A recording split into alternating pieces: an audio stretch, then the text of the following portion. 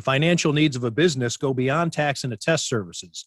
That's why CTBK goes beyond accounting services and offers outsourced solutions through their affiliation with CFO Solutions Plus. These additional services allow clients to focus on their operational and long-term strategic goals. Trust CTBK's outsourced solutions to provide cost-effective, value-added financial services tailored to your company's needs. Call CTBK at 716-630-2400.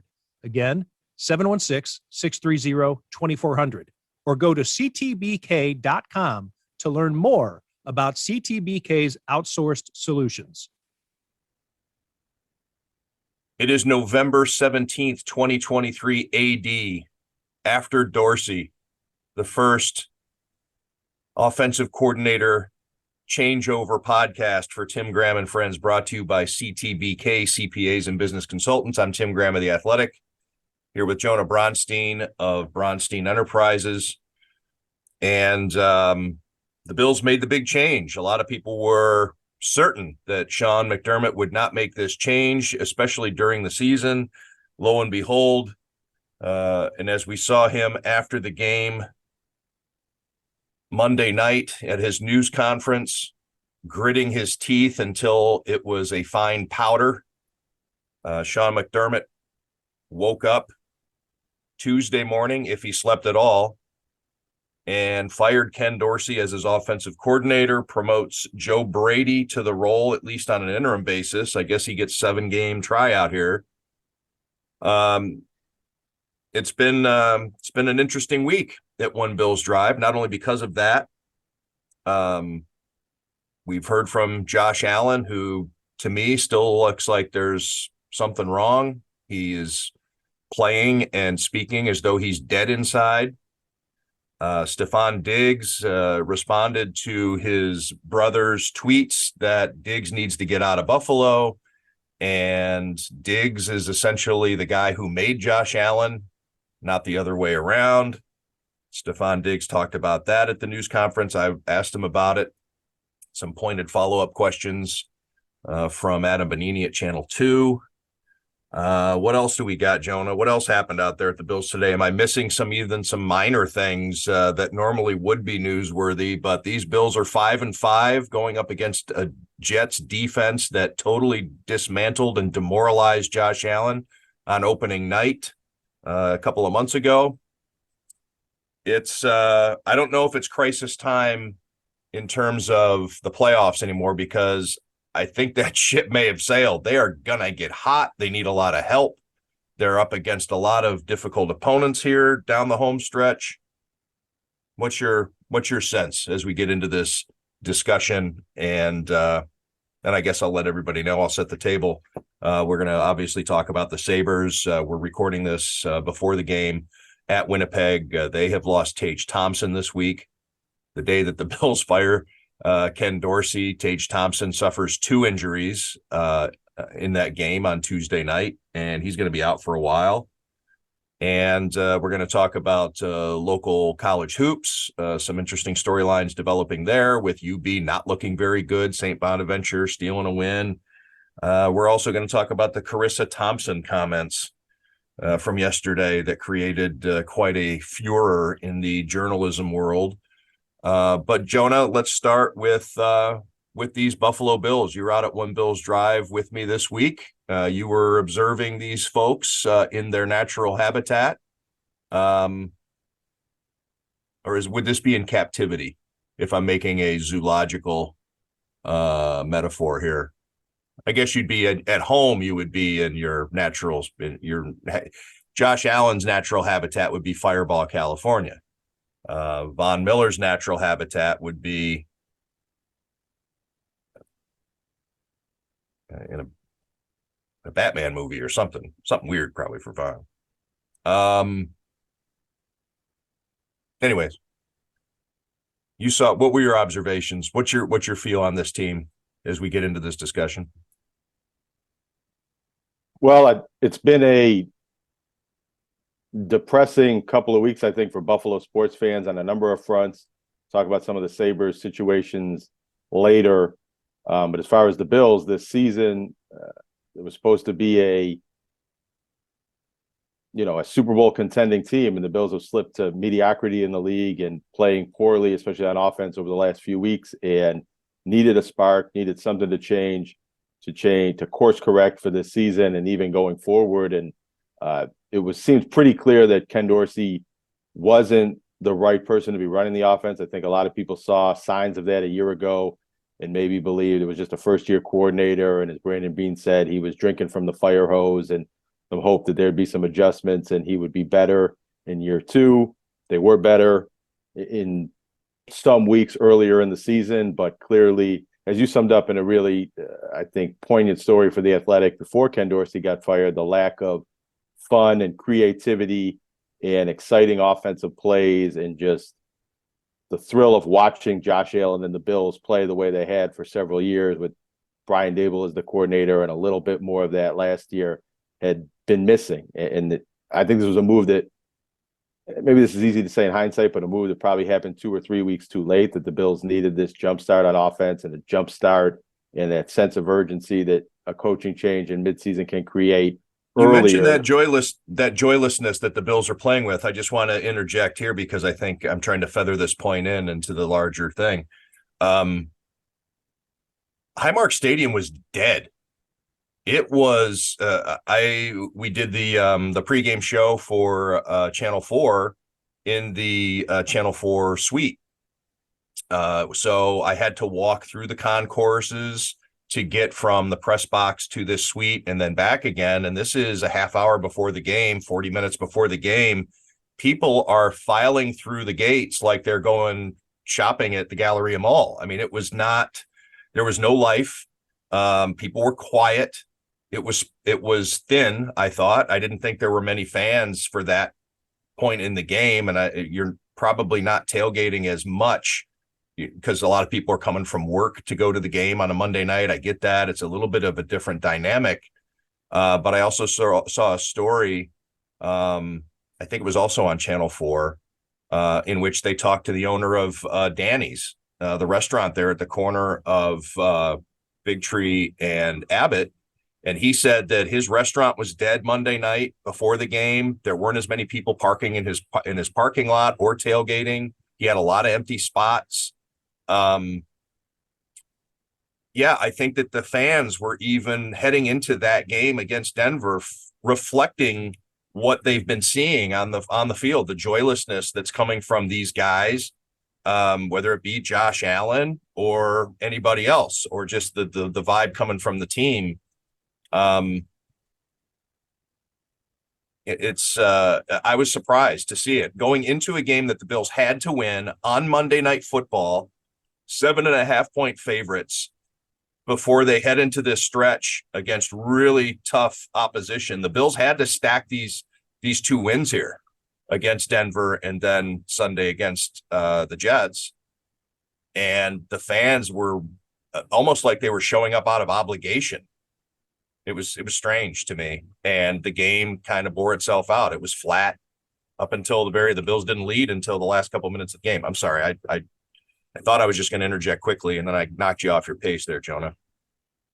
Well, no, you make good points, which just makes it more difficult for me to try to come up with more good points when you kind of nail it all. But yes, it did feel like a game in December during like the drought when the Bills were either out of playoff contention or very close to being so, and there was a lot less juice from the fans and a lot less, Well, even during the drought, those crowds were crazier, I thought, because you went there to tailgate. You weren't going there to watch the game. The game was just an excuse to get together and get bombed and to party in the parking lot. And it was a 1:00 kick, almost always. People were coming into that game super rowdy. But yeah, it was. So I think even during the drought era, the crowds were more because of alcohol mostly, but they were way more energetic during the drought than what we saw Monday night. Yeah, I think maybe there's a function of, primetime games can be fun and exciting, but playing so many of them in a row, disrupting people's schedules, and it was a Monday when everybody was working. I think that's maybe contributed somewhat into this not being as electric of an environment as maybe we're used to from Bills games, but certainly the way the Bills are playing and the ominous clouds hanging over the fact that, I think the fans fired Ken Dorsey weeks ago, and there was a general belief from a lot of us in the media and a lot of people following this team that this was happening, anytime soon. And the next time the Bills had a loss or a poor offensive performance, that would be the end for Ken Dorsey. It is interesting to wonder if the Bills don't have 12 men on the field on that last field goal, or if they somehow find a way to win that game, but still have the same offensive malaise, if Sean McDermott would have decided that a change was needed, or if coming off a win, you keep rolling with it. But what I don't think the season's over. I think it's definitely in peril. And if you look at the schedule and the Bills' record and the playoff odds, it's definitely not a great situation. But this still is a very talented team with one of the best quarterbacks in the league. And if they can figure things out on offense and get back to the team that they were earlier in the season and the team that they have the potential to be, I don't think there's any reason that they can't compete with and perhaps win a game against the Eagles or the Chiefs or the Cowboys.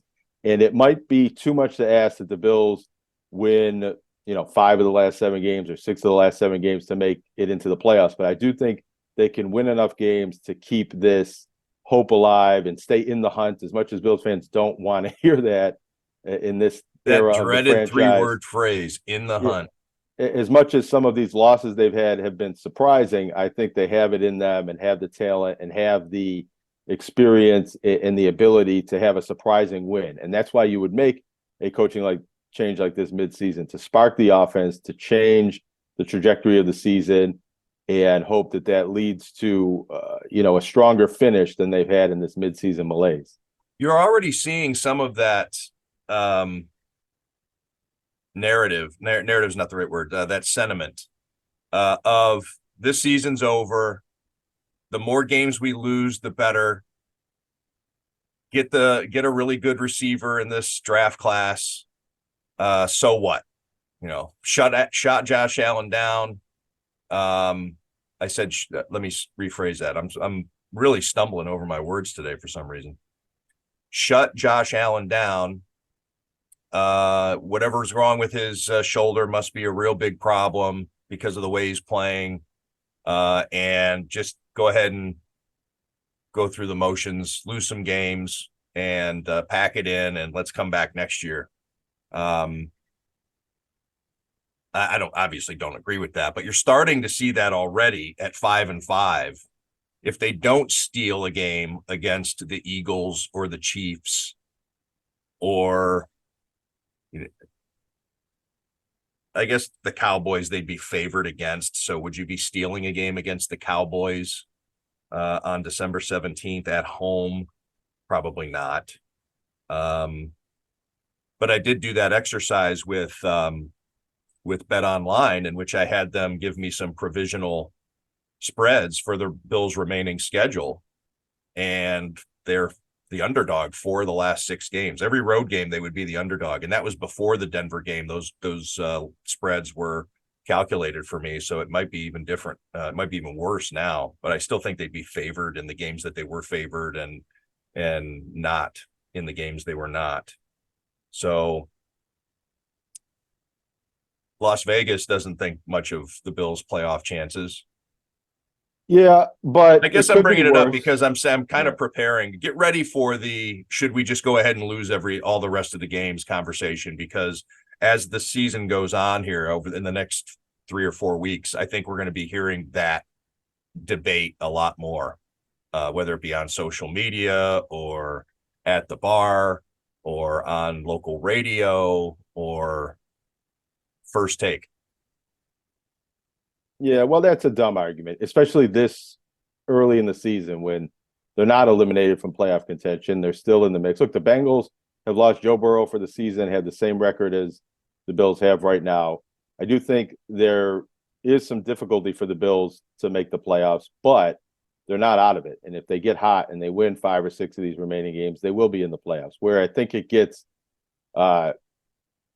where it seems to be a fool's errand, or that's not the metaphor I'm looking for, but where it seems to be hopeless is believing that this Bills team can turn it around enough to make a run in the playoffs. And then they're probably not going to have any home playoff games. So you're talking about a team that has to go and win 3 road games in the playoffs, and with the injuries they have on defense and Von Miller not coming back to being the player he's supposed to be, how many key players and high price players the Bills are going to have to play without, Josh Allen not being himself. It just doesn't seem like the Bills can get back to that pinnacle of being a Super Bowl contender. But I don't think it makes sense to give up on their chances of being a playoff team. And within the Bills organization and locker room, they're not going to tank. There's no really point for them to pull Josh Allen out of the lineup and start gunning for a higher draft pick until you're eliminated from the playoffs. And even just from the entertainment and the fan experience and storytelling, you know, you go through one bad stretch in the middle of the season, you're 5-5, and you pack it in and then don't try for the last 7 games. That seems kind of foolish to me. And maybe there's a blessing in disguise factor if the Bills do have an off season and they do get a higher draft pick, and you know, there could be next year you could be looking at it like these losses benefited in that way. But to plan out and tank toward the end of the season right now, it seems kind of foolish. I agree. I think it's silly, but I was just saying, get ready because it's coming. You know, those conversations are coming as people, I think, are, because of how dead the stadium was, because of how fed up the fan base is after the loss, to now be 5-5, and mathematically on the outside looking in, and all the simulations are saying really bad things about the Bills' chances to make the playoffs. I think the next stage for fans is blow it all up. I mean, we saw it last year when they made the playoffs and navigated one of the most difficult stretches that an NFL team ever has navigated. And after they lost to Cincinnati in the playoffs, fans wanted them to blow it up. So I think we're just going to see a lot of disgust and outrage, and it's going to be, I think, rather predictable how the fans channel their rage. Obviously, they're going to want Sean McDermott fired. There's probably going to be a chunk of people that want Brandon Beane replaced. You know, Josh Allen isn't what we thought he was. He's only good. He's not going to be able to get us to a Super Bowl. I'm projecting, you know, what people are going to be saying. Stephon Diggs has to go, because I think if things get really sideways down the home stretch, people are going to get upset with Stephon Diggs and whatever he does or does not do on or off the field. It's going to be time to move on from certain members, important members of the defense, Jordan Poyer, Micah Hyde, Tre'Davious White. He's no good anymore. He's got 2 significant leg injuries. He's coming back. He's getting older. Time to move on from him. I think there's just going to be a total overhaul mentality that we're going to be coping with from the fans. I think. I mean, you're not going to see a lot of those stories from me. I mean, maybe I'll contemplate it here or there in terms of what should or shouldn't happen, or what could happen. But no, I don't think that the Bills should be tanking for a better draft pick. But it's coming. That conversation's coming. I think that's a conversation you have in week 17 or 18 when it's really out of reach and you start calculating how losses can maybe play out better for you than wins. But well, losing on purpose, Joan, I think from a psychological standpoint, losing on purpose is easier to take than showing for somebody who's really super invested in the team. I'm saying it's easier to say, well, we're losing because we're trying to lose, and that's good for the team, as opposed to tuning in every week at 4:25 p.m. because the Bills are a really good team. They now play at that time slot instead of at 1 o'clock automatically. So the next 1, 2, 3, 4 games are at 4:25 p.m. before an 8 p.m. game on a Saturday night in Los Angeles against the Chargers. But you're going to be tuning in at 4:25 if you're a Bills fan, still with that hope. And that hope, as we learned in Shawshank Redemption, is a dangerous thing.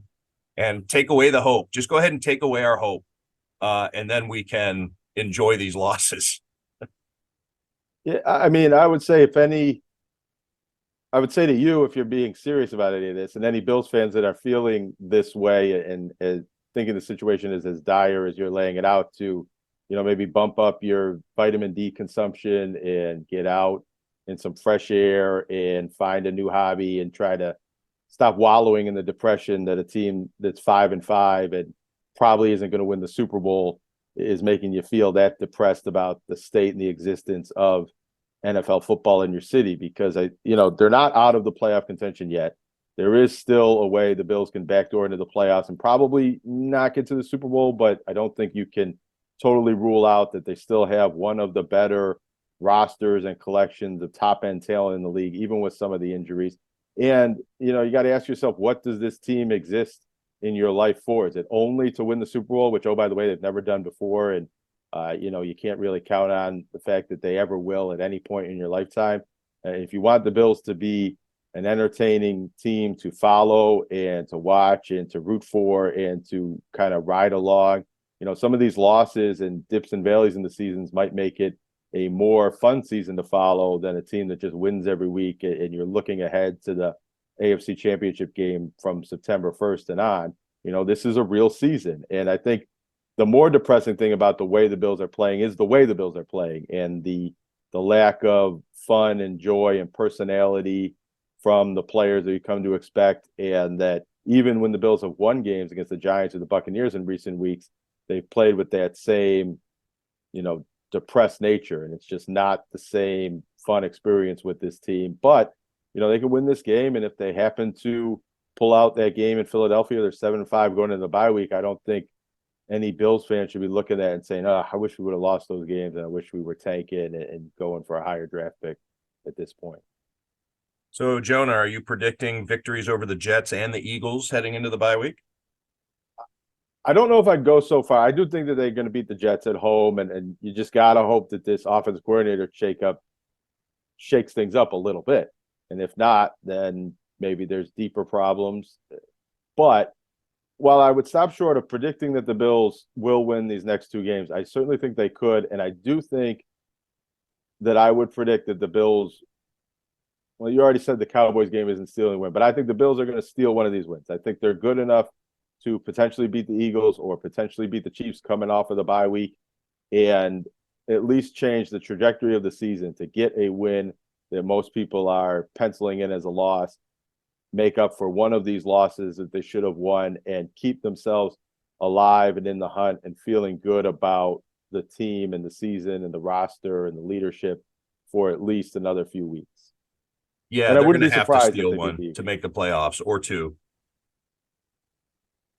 And then finishing at Miami is going to be difficult. I think that we're getting to a point where Bills fans are going to need to hope that Miami has nothing to play for in Week 18 and rests Tua Tagovailoa and Tyreek Hill and a few guys just to make it that much easier. I don't know if Mike McDaniel's the type to do that, but we're getting to that point. Because that game could be the decider. That could be what determines if the Bills get in or stay home. And at Miami is going to be difficult. Yes, the Bills have the Dolphins number. You can't count on that, just like the Jets can't just count on having Josh Allen's number. At some point, Josh Allen's going to get hot against the Jets, and at some point, the Dolphins are probably going to get hot against the Bills. But But I want to talk about. I just want to add one more point. Some of the doom and gloom, negative talk that you're parroting that you think Bills fans might express in a kind of a perverse way. That's part of the fun of being a Bills fan. I think there's some fans that enjoy the stress and anxiety that comes with a bad Bill season or an in the hunt season or a drought like season, and you're seeing fans kind of lean into that, and maybe it is more fun to ask for the coach to be fired or say everybody's got to get cut than it is to just kind of follow along with this team when everything's going great. I always make the analogy about with sports being a reality show. So in the television space, it is like watching The Sopranos or The Walking Dead or Breaking Bad. And part of the joy of those shows, or what made them so riveting, is you could tune in on any week and one of your favorite characters was going to get killed off. So there's that, the the shock of it, you know, you didn't want to see, I can't think of a good character like who just got, you know, Christopher, you know, you didn't think that Tony was going to kill his nephew, but he did. And it was riveting TV. So yeah, you're right. I think that is part of the show. Stephon Diggs, his brother Trayvon Diggs, who plays for the Dallas Cowboys, interception leader a couple seasons ago, and all-pro defensive back. This isn't the first time he has tweeted about his brother and getting him out of Buffalo. He did so also during the mini camp controversy in which Sean McDermott said he was very concerned about Stephon Diggs not being at mini camp and everything that unfolded after that. Trayvon was on Twitter talking about how his brother needs to get out of there. Other players in the NFL were begging him to come and play with their team. And now Trayvon Diggs is at it again after the Bills lost to the Broncos on Monday night. Trayvon Diggs saying you got to get 14 out of there. And then on Tuesday morning, implying that Josh Allen made Stephon Diggs and not vice versa, or excuse me, that Stephon Diggs made Josh Allen and not vice versa. So when Stephon Diggs spoke yesterday, I asked him about that. And he mentioned, I mean, fair response. He didn't bristle at the question, but he said it's a family matter. Granted, Trayvon Diggs made it a public matter by choosing to put it on social media, but Stephon Diggs said that his opinions on this are a family matter, and he did not dispute what his brother said or say he publicly disagree, or he just said, my brother's just like any other fan, and said what he said. What's your take on that? Well, his brother's an NFL player, so I think if any other NFL player of prominence was tweeting these thoughts, it would be something to pay attention to. Is this what other star players around the league believe about Stephon Diggs? And the natural assumption is that Trayvon Diggs is expressing opinions that Stephon Diggs holds, but is not saying publicly. And it fits with offseason narratives that came out of Stephon Diggs, OTA minicamp holdout, and national reports that Stephon Diggs was unhappy with the Bills or Josh Allen or something about the situation, which then when Stephon Diggs sits down in front of microphones at training camp and denies all that and says he really is not unhappy in any way with the Bills or his situation. He's only unhappy that the team lost, 3 regular season games and 1 playoff game last year. Well, they've lost 5 games already this year, more losing, and Stephon Diggs does not seem to be anywhere near as unhappy as he was at the end of last season and into the offseason. But these tweets indicate that maybe he is, or maybe at least his camp or his people are unhappy. And I think that, in order to counter that speculation, Stephon Diggs should come out and be a bit more clear about, his own feelings. And he doesn't have to speak for his brother, but speak for himself a little bit more strongly. And he spoke pretty well yesterday, but he's still not really sure what he is feeling, or if there is no truth to that. He didn't really say. He didn't dispute what Trayvon said. He didn't push back. I thought that the great response would have been to play the middle, and he could have just made a joke out of it, much like I would expect Rob Gronkowski to do if Chris or Dan, also football players at the time, tweeted something about Tom Brady not being that good or whatever. Rob would have probably gone to the lectern in Foxborough the next time he spoke and said, yeah, my brother's an idiot, and laughed it off. And everybody would have been like, yeah, you're right. All right. Ha, ha, ha. But Steph didn't do that. He kind of let his brother's comments stand, and his brother has credibility. He's an all-pro defensive back in the NFL. He plays for the Dallas Cowboys. He's currently hurt. And then I saw also some sentiment on social media regarding, well, maybe they're not that close. Maybe they are close. I mean, Trayvon Diggs' son was on the field before the game, famously, because he made a lot of the shows. People were taking pictures of him. He was actually on Buffalo Kickoff Live. Trayvon Diggs' son, given a prediction of the game against the Bills and the Commanders. He was playing catch with his uncle Steph before the game. The family was there to see Steph. So this family talks. And again, I just keep coming back to that word credibility. It's not just some fan popping off. It's not, remember it used to be news. I mean, when Zay Jones's dad used to get into Twitter arguments with people, and number one, it's Zay Jones's dad, but Zay Jones's dad played in the NFL. He was a Dallas Cowboys linebacker. He was actually a pretty good player.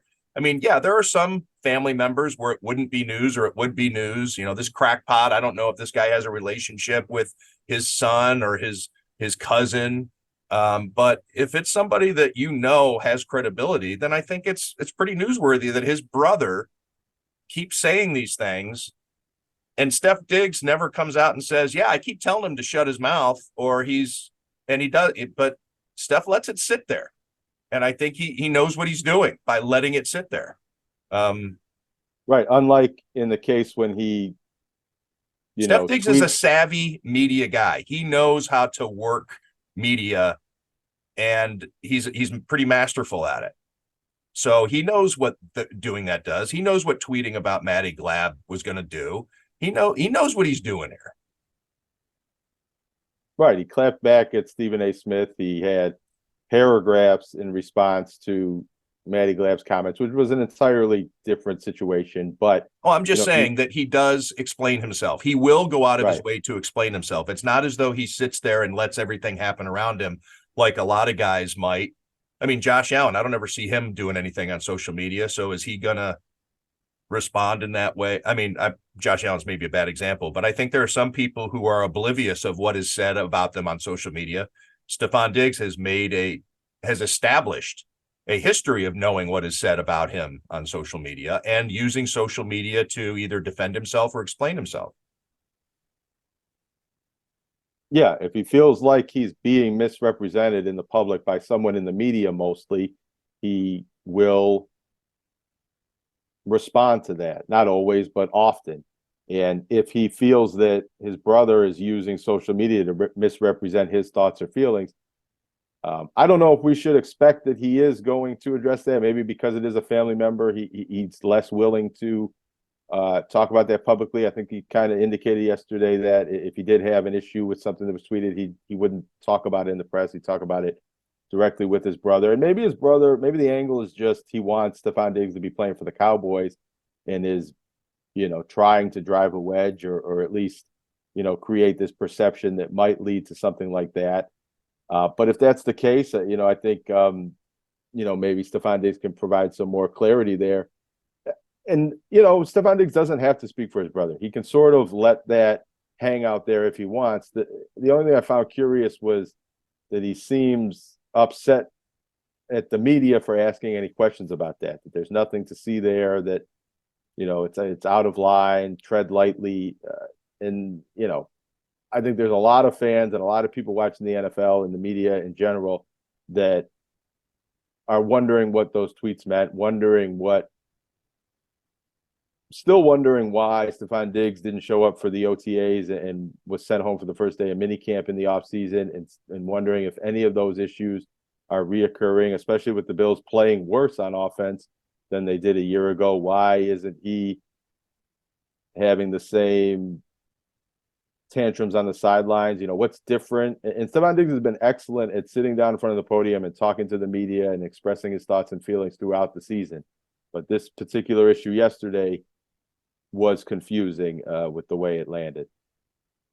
And Stefon Diggs being in the news leads to more speculation from people who aren't anywhere near the building and who don't ask him questions. I'm talking about the debate shows that are out there. Stephen A. Smith and Bart Scott, they have a segment that they do on Fridays in which they give their take on, it's a sponsored segment by one of the, FanDuel or DraftKings or something like that. And they give some prop bets and they give, what they think is going to be the over or the under.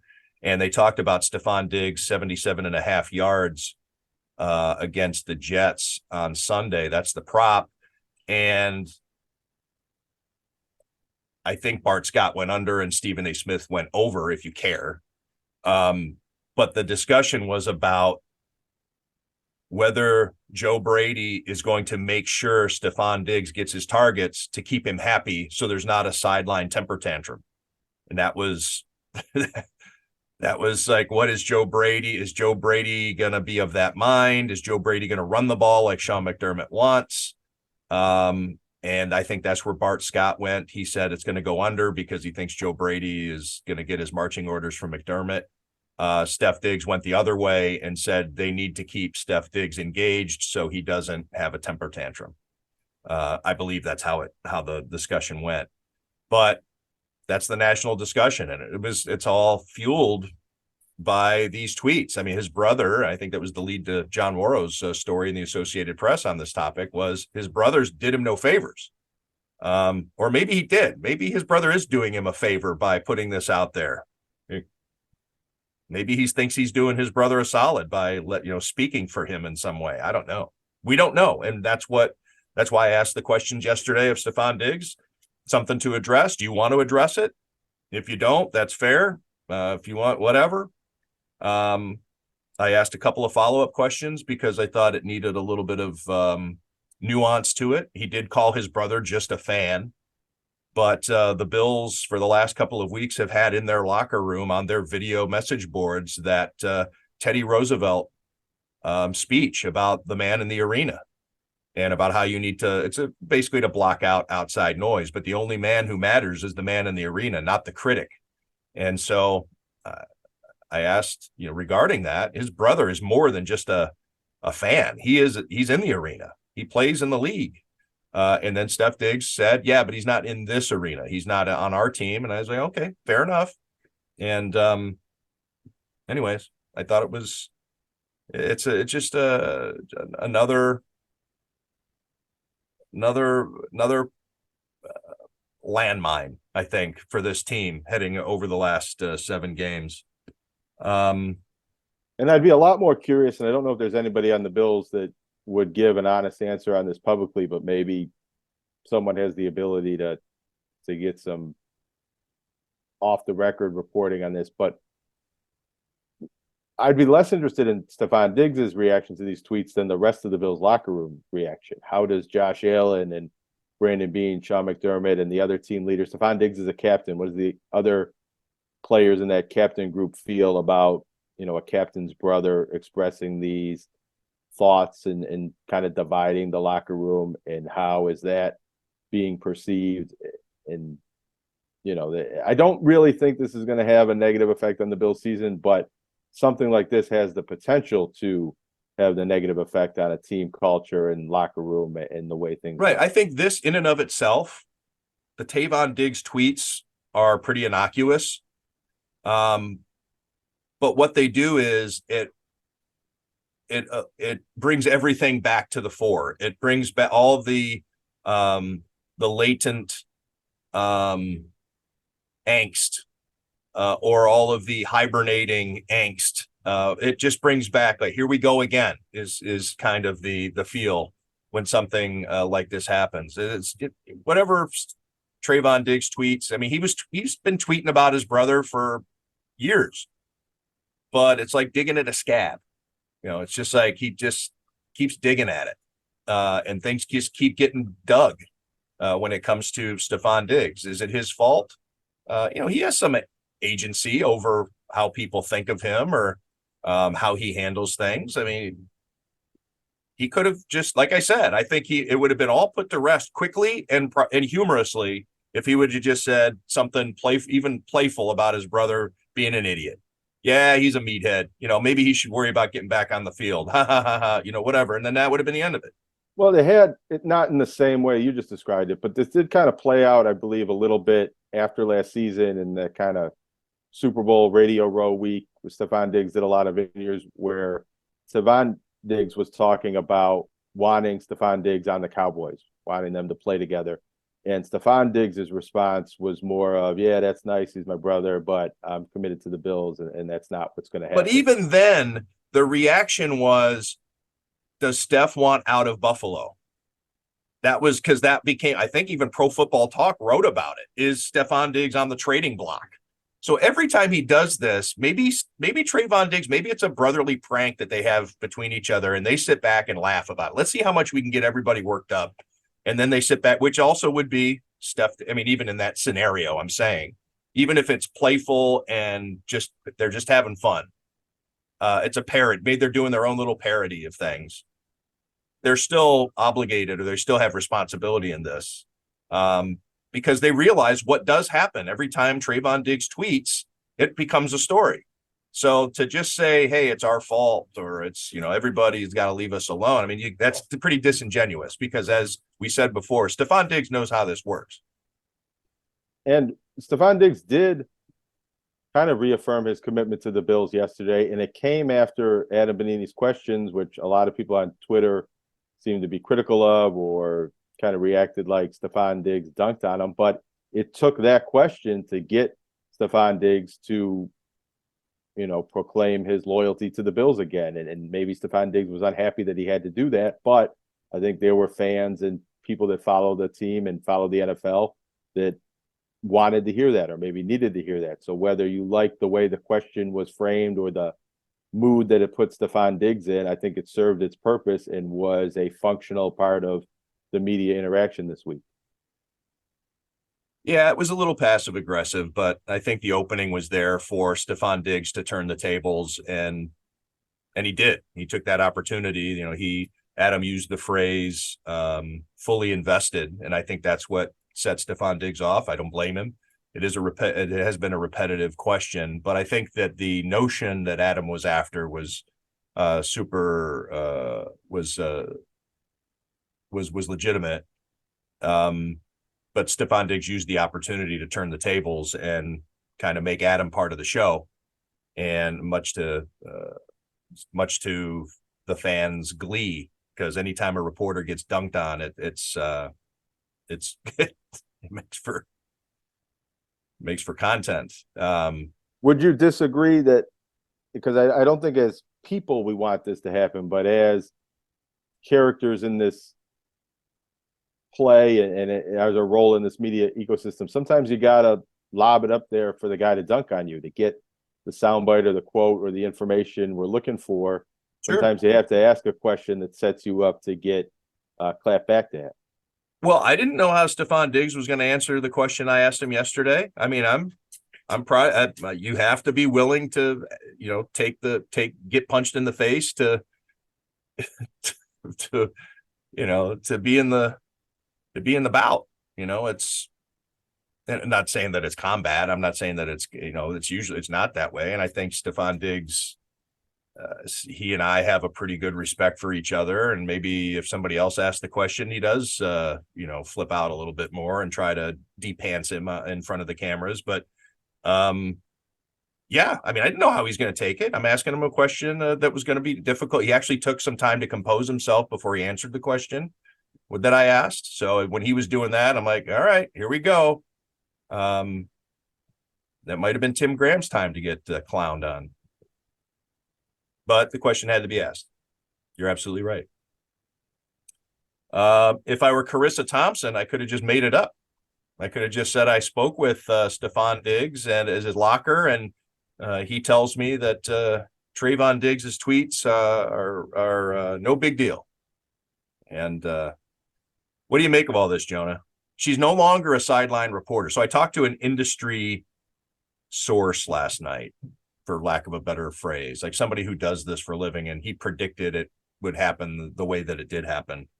So Carissa Thompson yesterday goes on a Barstool podcast and, yucking it up, says she has made up sideline reports in the past.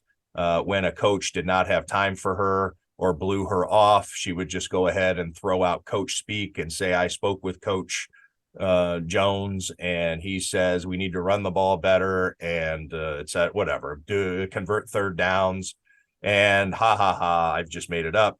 Well, she is now the host of the NFL pregame, halftime, postgame shows for the Amazon Thursday Night Football broadcast. And this industry expert that I spoke with, I said, what are they going to do tonight? This was a couple hours before the game. And he says, they're not going to do anything, because whatever she is claiming to have done wasn't with Amazon, and it was in a job that she doesn't do for them. So she's no longer a sideline reporter. She's a studio host. And the host actually is more of an entertainer than a journalist anywhere, at least perceived to be that way. And he was right. turned out to be right. Carissa Thompson didn't. It was ignored last night, pretty much on the broadcast, and then she came out today with some sort of explanation / apology. I don't know if it was really either of those things, but it was long. TLDR. But I don't know. What are your thoughts on sideline reporters, Jonah? It was interesting to see some of the conversation after when this became a story, and people like Andrea Kramer, Michelle Tafoya, Laura Oakman. I'm trying to think. There was just a steady stream, and I was retweeting many of them as I saw them, of just sideline reporters saying, this is terrible for us. It makes us all look bad. It makes women in sports look bad because there are very few of these jobs to begin with, and we don't get the same slack that other people do. And then part of that conversation was, let's just get rid of sideline reporters altogether. Anyway, they're silly. They don't serve a purpose. So there, I've just set up the conversation wherever you want to take it, Jonah. I just wanted to at least talk about it for a couple minutes. Well, as a sports reporter, I found it offensive, and I think many of us did, that someone who, at least in the past, was in a sports reporting job, and a prominent one, and probably paid very well, was making up reports and admitting it so cavalierly, as if, that's just part of how the sausage is made. And I think the criticism that she's facing is good, maybe not for her personally, but for the industry and for young reporters and for fans to be educated that that's not okay, that shouldn't be done.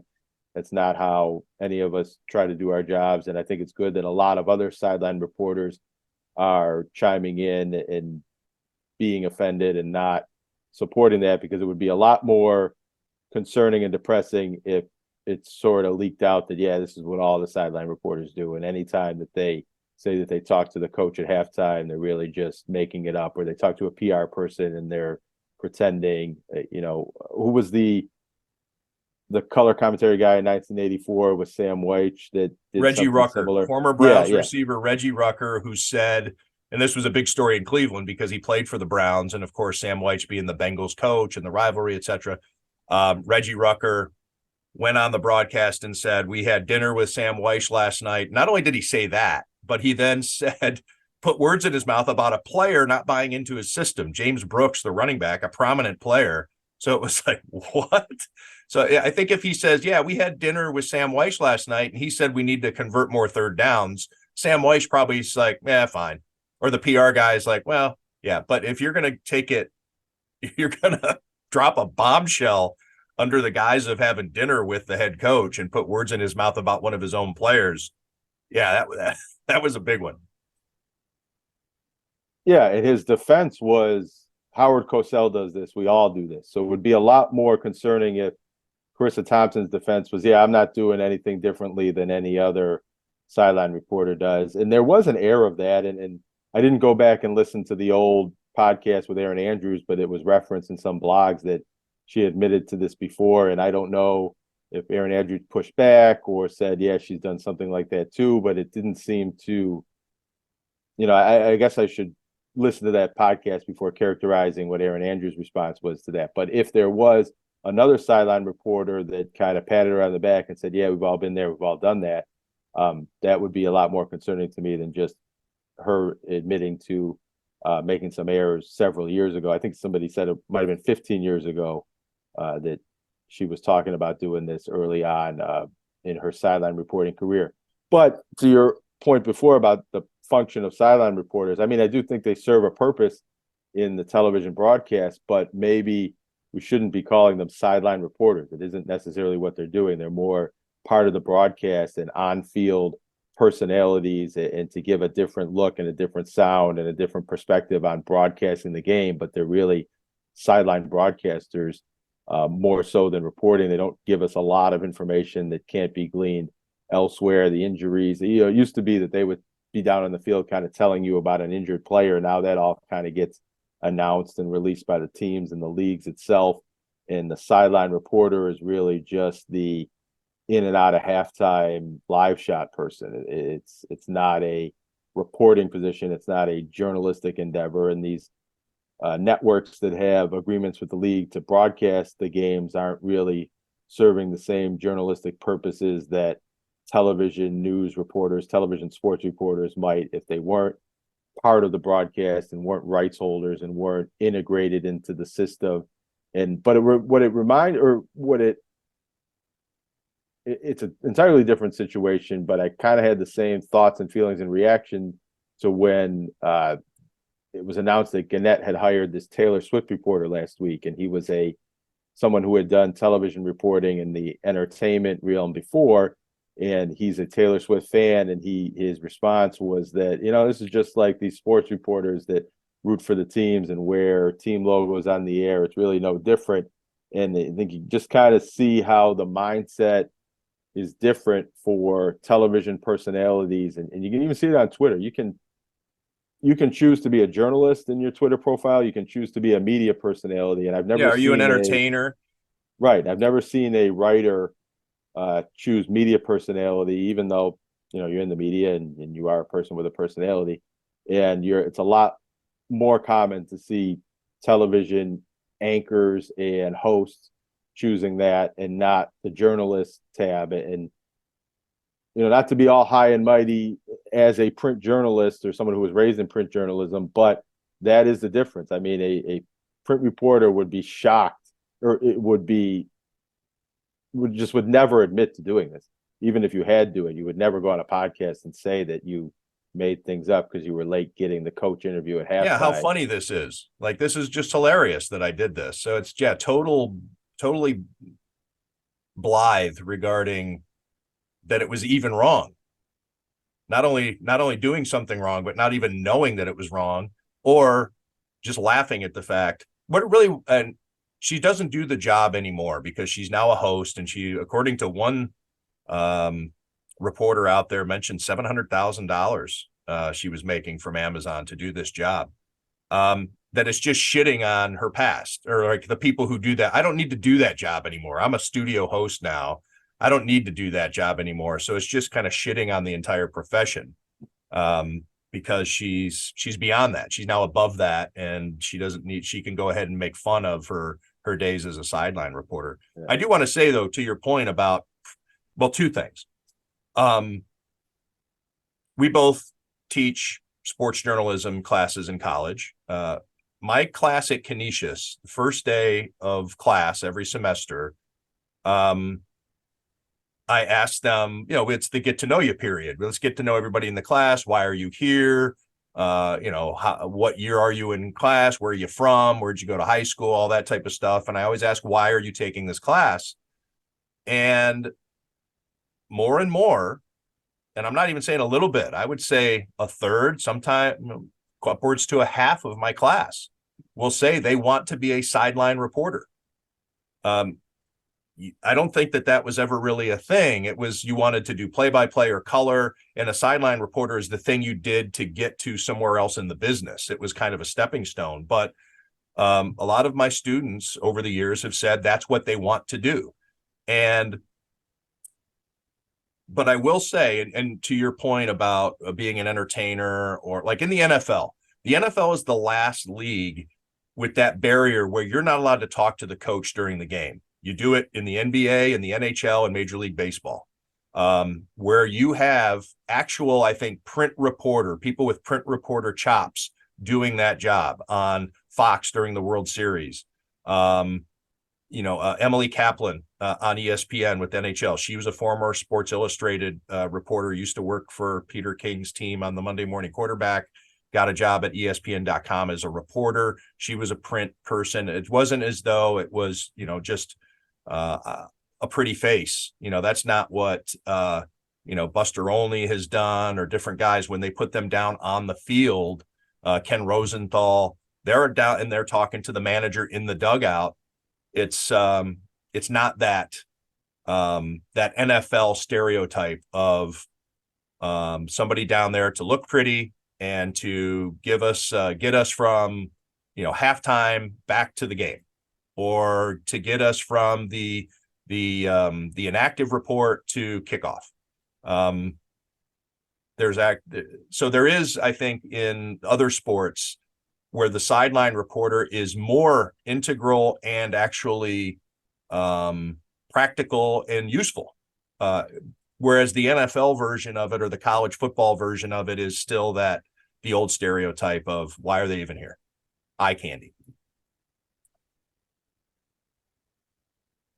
Sorry. I agree. Yeah. What do you agree regarding the Sabres? And again, we're recording this prior to the game at Winnipeg tonight. Tage Thompson is out. He's week to week with an upper body injury, looked like a wrist or a forearm. Also had that foot or ankle injury Tuesday night. He is their third leading scorer with 13 points through how many games have they played? 16? 16 games, 7-8-1. Yeah, 7-8-1, 16 game. But you're out there at the Sabres a lot, Jonah. Your state of this team following as Kyle Okposo is about to play his 1001st NHL game. Yeah, I mean it's early in the season, so you can't get too carried away with the season being over. But it's a unsettling situation to have the Sabres top line center and their all-star last year, the leading scorer the past 2 seasons, and possibly their best player, at least their best forward, out for at least a month, maybe up to 2 months. He had gotten injured earlier in the game with getting cut on the leg with a skate, came back, and then sustained a wrist hand injury blocking a shot. And the Sabres weren't playing great with Tage Thompson. They weren't scoring goals at the same rate they had been a year ago. The power play is not producing, and Tage Thompson is probably their biggest weapon on the power play. And I think there's maybe ways with the lines at 5-on-5 that they can make up for his absence, but it's going to be difficult to replace his shot and his ability and his production on the power play, which was already in a bit of a funk and something that's keeping the Sabres from realizing their potential early on this season. The Sabres they are better in some ways defensively, but still maybe not playing the best defensive hockey, especially from the forwards that they need to be a playoff team. They're not getting great goaltending. Eric Comrie has been their best goaltender before he got hurt, and now he's playing again tonight. Devin Levi, who was the starter coming into the season and was their best goaltender at the end of last season, has been their worst performing goaltender of the 3 goalies so far. The Sabres need a spark, whether it's bringing in some new player from the trade market or Rochester, or some people would say it's signing Patrick Kane, or jumbling up the lineup or playing a different way. They're not trending to be a team that's going to make the playoffs, and they need to do something, or they need to rediscover something about what they were as a team at various points last season and find that quickly before they find themselves in a position like the Bills where they're not out of it, but they're in a very tough position to get back into it. Yeah, they've been an interesting team though. I mean, they've woken up. I mean, they need to get there a little bit more. Obviously, the first 2 weeks of the season, they were a total funk, looked like zombies, like they were still trying to figure it out. Then they seemed to figure it out a bit, and then goaltending injuries, Devin Levi not being able to have any kind of consistency, but they've at least been worthwhile watch for the last few weeks, as opposed to the beginning of the season where I was like, yeah, I'll check back on these guys in a while. It's Tage Thompson being hurt and potentially for a while, it really puts a damper on that option of switching over to being a Sabres fan for those who are done with the Bills. It's hard to be invested in a Sabres team that has been inconsistent with Tage Thompson, take him out of the environment, and then have people be excited about getting into the Sabres, especially with the bye week coming up. I think the Sabres play 4 times when the Bills are in between games. I think the Sabres play 4 or maybe even 6 times. I think it's 4 games, but it's 4 games on the road. Yeah, but just to kind of settle in and get in a groove with being a Sabres fan, because there is a rhythm to even being a fan, during the Sabres season, being cognizant of when the next game is. Right now, it's still that part of the season for me where I'm like, are they playing tonight or not? Or you're pleasantly surprised when a game is on. Oh, shoot, I forgot they were playing tonight. But then you get in that rhythm eventually of, yep, the game's tomorrow. Yep, the game is Friday. Yep, the game is tonight. So maybe the Sabres can, like the Bills, steal a couple, and without Tage Thompson, still do some damage in the standings and hold down the fort until he gets back. Maybe Comrie's return does something too, like you say, Jonah. They begin a stretch here. So this is playing in Winnipeg tonight is the first game of a 3-game road trip, which to this point in the season is their longest road trip of the season. And I believe their first real road trip. I think they've had consecutive road games where they came home in between earlier in the season. They play at home on Black Friday against Pittsburgh, which is a team they just lost 4-0 against on the road the last time they faced. And then they go on a 4-game road trip that'll be obviously longer than this 3-game road trip. So they played 7 of the next 8 on the road. Perhaps a tough game at home without Tage Thompson. Alex Tuch's coming back into the lineup after being hurt. They are getting healthier, but they're not really a fully formed, healthy lineup playing with chemistry and continuity. They haven't quite gotten that, especially in the recent weeks. Dylan Cousins missed a couple games. He comes back with a face shield. He doesn't seem to be quite himself. Maybe being on the top line and Tage Thompson's center spot will reignite his game. But, this is a very, I think, critical point in the schedule because 7 of 8 on the road with the Tage Thompson injury. This could be a point where the Sabres string together some losses and kind of lose the thread on being a playoff team this year. But as you've mentioned on this podcast, sometimes NHL teams find themselves on road trips. And that's a real thing. Getting away, the whole bonding aspect of it. It's why some teams occasionally will go away for training camp because they want to expedite that process. But yeah, the first extended stretch on the road is, I think, is historically an important time for any hockey team. Yeah, and if the Sabres can come out of this 8-game stretch with getting maybe 8 to 10 points from what is a difficult portion of the schedule, maybe they can get some confidence and some belief, and that'll help to get the season going in a better direction. But really, the issue that they're having so far is they've been rather consistent, but consistently inconsistent, and they're not getting. They have fewer points than games played, and that's just not going to get it done. And it seems okay in the standings right now, but eventually they have to start stringing together 2 points after 2 points after 2 points. And if you wait too far into the season before that happens, it's going to be too late. And this could be a team that plays better and is better than it was a year ago and doesn't get any better results and extends the longest playoff drought in NHL history. And if the Jets sneak into the NFL playoffs, it'll be the longest postseason drought in North American sports.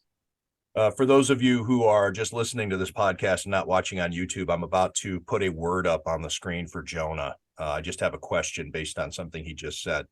How do you say this word? Schedule. How many syllables are in this word? It's 2, but I believe I and other people pronounce it with kind of 2.5. I think it was a clear 3 to me. Schedule. Well, okay. I just heard you say. I guess I never picked that up before. Schedule, huh? Schedule. Maybe I'm saying it wrong. I mean, it's I think also like the position that Yogi Berra plays is also a fun one for me because when I hear it, I think I'm saying it wrong. How do Yogi Berra plays what position or played what position? Catcher. That's the way I say it too. But then sometimes I hear catcher. All right. But you don't go play catch in the backyard. You play catch. See, I pronounce it schedule, like SCHEJEWULE. Right. You got a U in there and you add an extra syllable. I might be doing it wrong.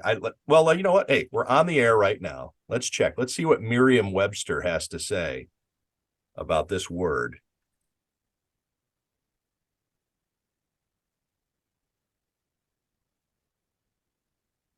Two syllables, schedule, SKE-JU with an umlaut over it, L.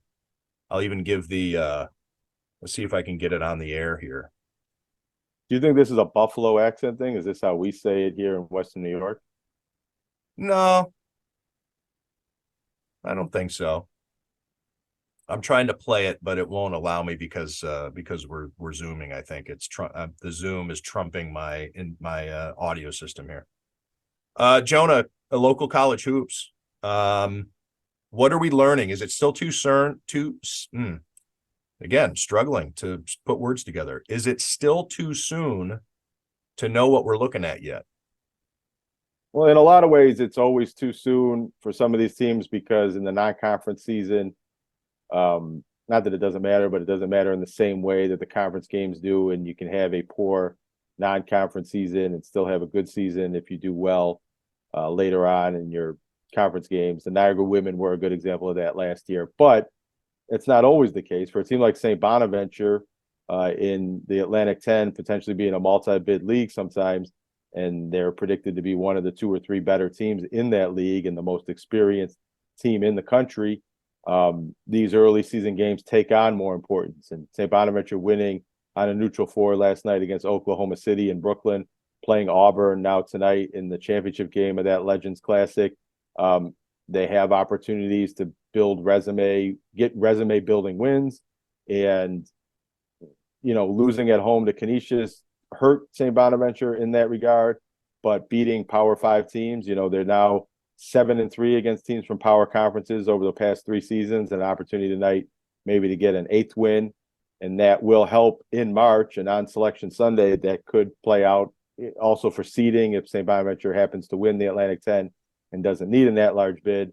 These type of wins play into how you're seeded and just how you're perceived later in the season. For the rest of the Big Four. How about this? Let me ask you in this way, because I'm curious. This is what I'd be asking you if we were sitting at Elmo's and I wanted to educate myself on college hoops, because as long as the Bills are playing, I'm still detached and I can't really get into it. So can you give me, Jonah, the Bronstein Enterprises power rankings for the Big Four and why?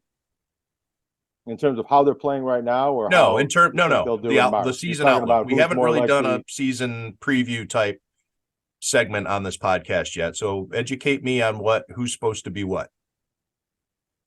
Right. Well, the Niagara women are picked as the favorites in the MAC. And they've never been that before. They got to the final last year, got to the women's NIT for the first time last year, and have an opportunity to do something that they've never done as a program. And they're the only Big Four basketball team, men or women, that has not made it to the NCAA tournament, with the Parker sisters back, local girls that went to Cardinal O'Hara, and a few talents that they brought in from the transfer portal.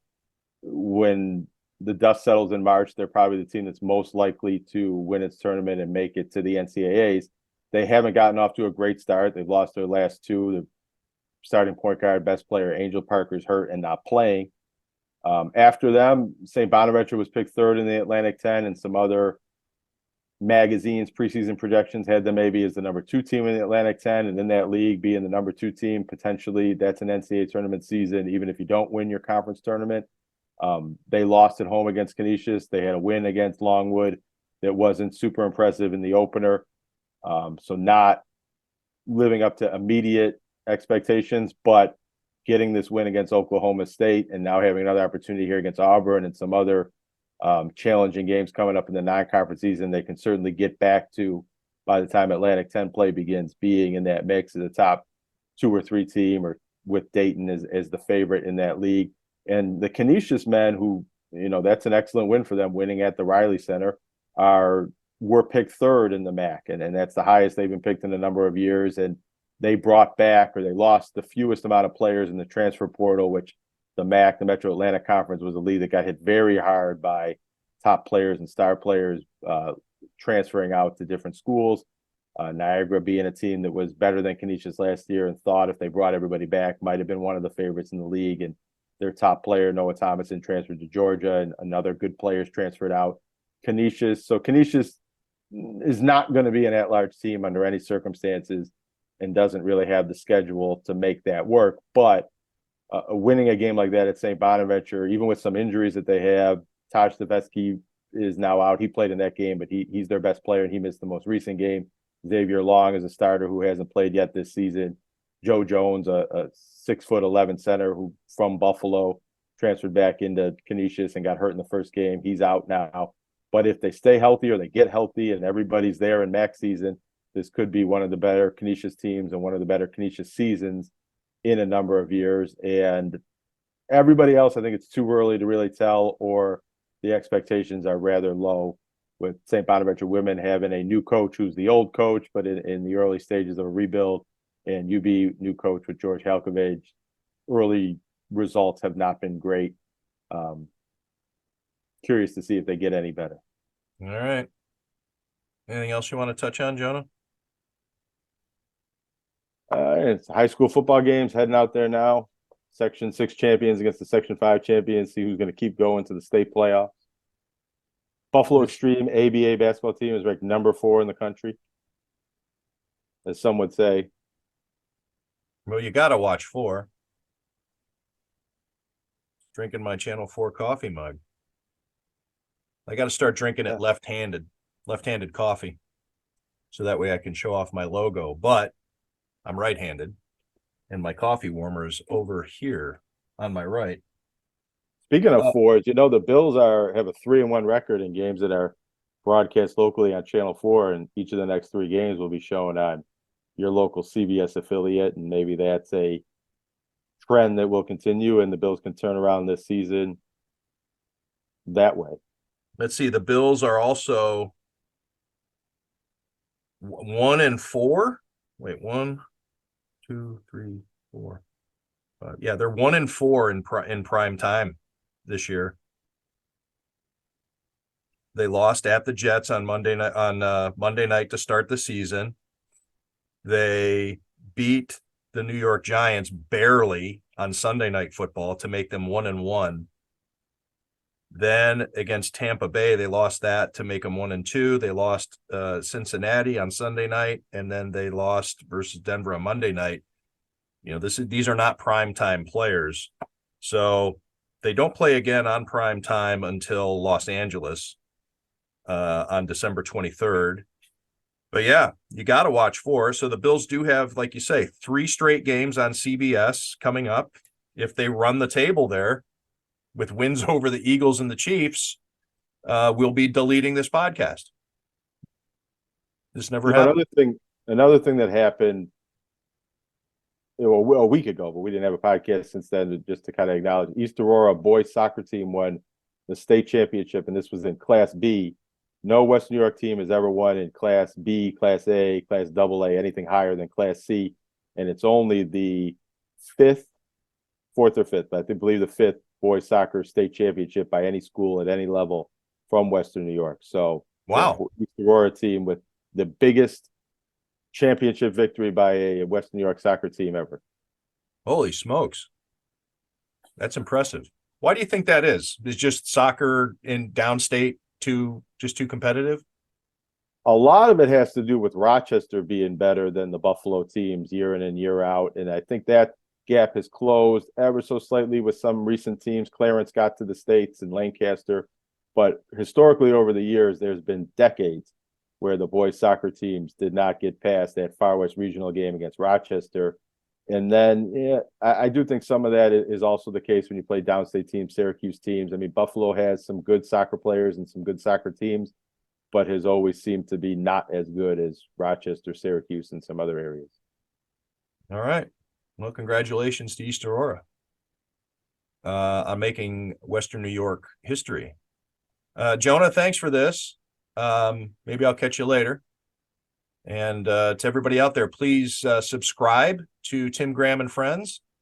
Hit the like button, rate us, do whatever you can do on your platform to show us that you appreciate us and listen/watch. And we will come back to you again soon, hopefully early next week. We need to start doubling up a little bit, Jonah. I know we talk about it, and I am to blame mostly for that. I'm entirely to blame for it. I don't even just want to qualify. I'm entirely to blame for that. But we'll start maybe doubling up here on some podcasts just to break up Bills and Sabres subject matter, or we can do some specialty college hoops shows like we've done in the past. We need to maybe do that a little bit more. So next week we can do a postmortem on the UB football season, because they'll play their last game Tuesday night at home against Eastern Michigan. Sure. Just got it previewing the schedule. We can Next sit out year. in the stands and do the podcast live during the game against Eastern Michigan, and we'll double the attendance. Thank you to everyone out there for listening and or watching Tim Graham and Friends, brought to you by CTBK, CPAs and Business Consultants. CTBK is more than just a full-service accounting firm. They are one team with an innovative approach that takes on each new challenge with collaborative problem-solving skills to provide creative solutions for their clients. Based right here in Western New York, CTBK is a champion for your business in our community. Additionally, CTBK goes beyond tax and attest services by offering a wide array of consulting and outsourced solutions tailored to meet the unique needs of your business, allowing you to focus on your operational and long-term strategic goals. Whether you're a large corporation, a small business, or somewhere in between, the team at CTBK is determined to help you succeed. Visit ctbk.com or call 716-630-2400. 716-630-2400 to learn how CTBK's one-team approach can work for you.